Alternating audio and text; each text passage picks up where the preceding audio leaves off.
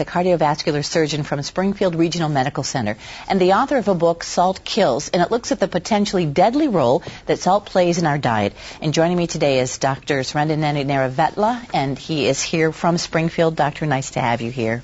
Thank you, Gail, for having me on the show. And I was telling you before we came on the air, I am a heart disease survivor. I had no idea how much of a risk that salt adds to not just people who already have heart disease, but as a prevention.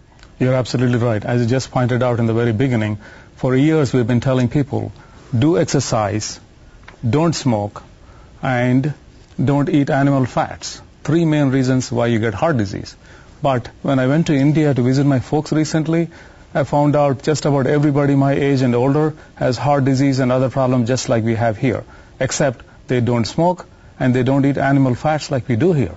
And then I found out by digging through the research that salt is the largest and by far the most widely ignored and also the most easily preventable cause of health problems.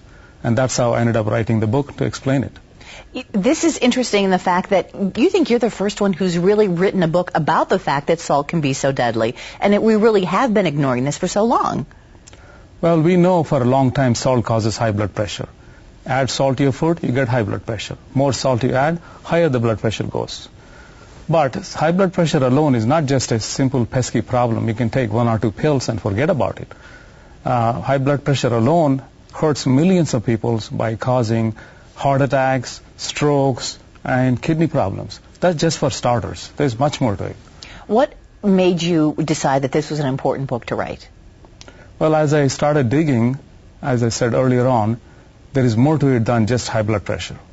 For example, salt has now earned the title the enemy number one, the public enemy number one.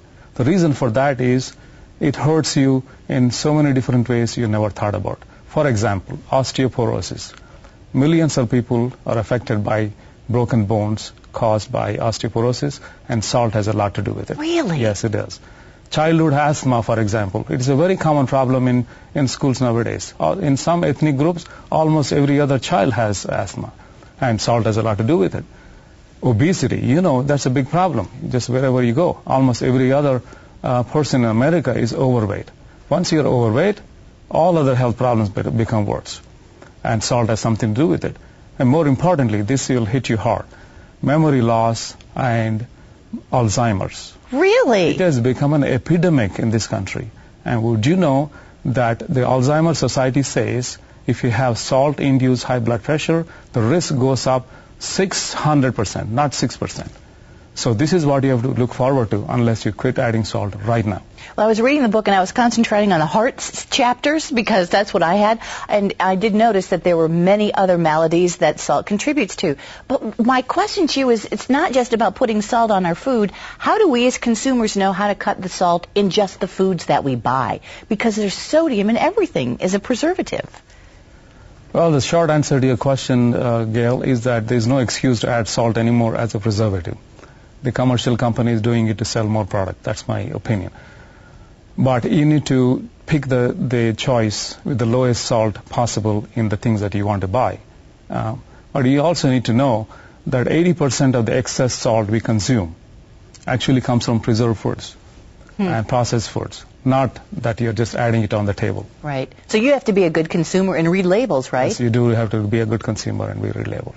The most interesting part about Salt Kills, besides the fact that it offers this new information, is that it's information for the everyday person. This is not a medical journal. This is for every folk. You're absolutely right, Gail. I want to just make one point here. We took the medical information from thousands of publications and simplified into eye-catching illustrations, easy to understand language, and simple analogies to explain how many different ways salt hurts you. I'll give you one example. Here is a graph to focus you on prevention.